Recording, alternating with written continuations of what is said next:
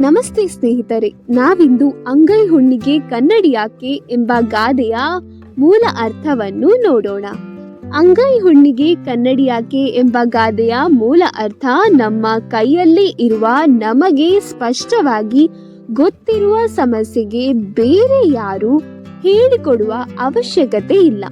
ಕೈಯಲ್ಲಿ ಹುಣ್ಣು ಇದ್ದರೆ ಅದನ್ನು ನೋಡಲು ಕನ್ನಡಿಯ ಬೇಡಿಕೆಯಾಗದಂತೆ ಕೆಲವು ವಿಚಾರಗಳು ಸ್ವತಃ ವ್ಯಕ್ತಿಗೆ ತಿಳಿದಿರುತ್ತದೆ. ಈ ಗಾದೆ ವ್ಯಕ್ತಿಯ ಸ್ವಜ್ಞಾನವನ್ನು ತೋರಿಸುತ್ತದೆ. ಕೆಲವೊಂದು ತಪ್ಪುಗಳು, ಗುಣಗಳು, ದೋಷಗಳು ನಮ್ಮದಾಗಿಯೇ ಇರುವುದರಿಂದ ಅವನ್ನು ಅರಿತುಕೊಳ್ಳಲು ಹೊರಗಿನ ವ್ಯಕ್ತಿಯ ಸಲಹೆ ಅಥವಾ ತೋರಿಕೆ ಅವಶ್ಯಕವಿಲ್ಲ. ಸ್ವತಃ ನಾವು ನಮ್ಮ ವಿಷಯವನ್ನು ಹೆಚ್ಚು ಚೆನ್ನಾಗಿ ತಿಳಿದಿರುತ್ತೇವೆ. ಕೆಲವು ಪರಿಸ್ಥಿತಿಗಳು ಅಷ್ಟು ಸ್ಪಷ್ಟವಾಗಿರುತ್ತವೆ, ಅದು ತೋರಿಸಲು ಮತ್ತೊಬ್ಬರ ಮಾತು ಅಥವಾ ದೃಢೀಕರಣದ ಅಗತ್ಯವಿಲ್ಲ. ಹೀಗೆ ಕೈಯಲ್ಲಿ ಹುಣ್ಣಿದ್ದರೆ ನೋವಾಗುವುದರಿಂದಲೇ ಗೊತ್ತಾಗುತ್ತದೋ ಹಾಗೆಯೇ ಕೆಲವು ವಿಷಯಗಳು ನಮಗೆ ನೇರವಾಗಿ ಅನುಭವವಾಗುತ್ತವೆ. ಅದೇ ರೀತಿ ನಾವು ಮಾಡಿದ ತಪ್ಪು ನಮಗೆ ಸ್ಪಷ್ಟವಾಗಿದ್ದರೂ ಜನರು ಕಾರಣ ಹುಡುಕಲು ಪ್ರಯತ್ನಿಸುತ್ತಾರೆ. ಆದರೆ ಗಾದೆ ಹೇಳುವುದು, ತಪ್ಪು ನಿನ್ನದು ಅಂದ್ರೆ ನಿನಗೆ ತಿಳಿಯುತ್ತದೆ, ಅದನ್ನ ಅರಿತು ಜೀವನ ಸಾಗಿಸಬೇಕು.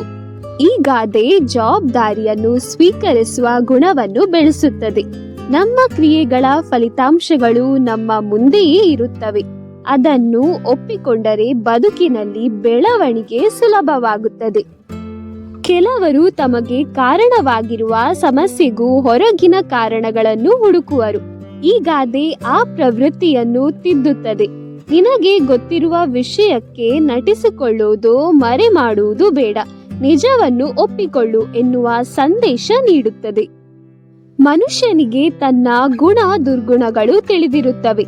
ಅಂತ ಬೆಳ್ಳಗೆ ಕಾಣುವ ವಿಷಯಕ್ಕೆ ಮರೆಮಾಚುವ ಪ್ರಯತ್ನ ಹಾಸ್ಯಾಸ್ಪದ. ಈ ಗಾದೆ ಸಮಾಜದಲ್ಲಿ ಪ್ರಾಮಾಣಿಕತೆ ಮತ್ತು ನಿಖರತೆಯ ಅಗತ್ಯವನ್ನು ಬೋಧಿಸುತ್ತದೆ. ಕೈಯಲ್ಲಿ ಹುಣ್ಣು ಅಂದರೆ ಇದು ಚಿಕ್ಕ ಉದಾಹರಣೆ, ಆದರೆ ಇದರ ಮೂಲಕ ಹೇಳುವ ಪಾಠ ದೊಡ್ಡದು. ನಮ್ಮ ಸಮಸ್ಯೆಗಳನ್ನು, ತಪ್ಪುಗಳನ್ನು, ಹೊಣೆಗಳನ್ನು ಇತರರಿಗೆ ತಳ್ಳದೆ ನಾವು ಸ್ವತಃ ಅರಿತು ತಿದ್ದಿಕೊಳ್ಳಬೇಕು.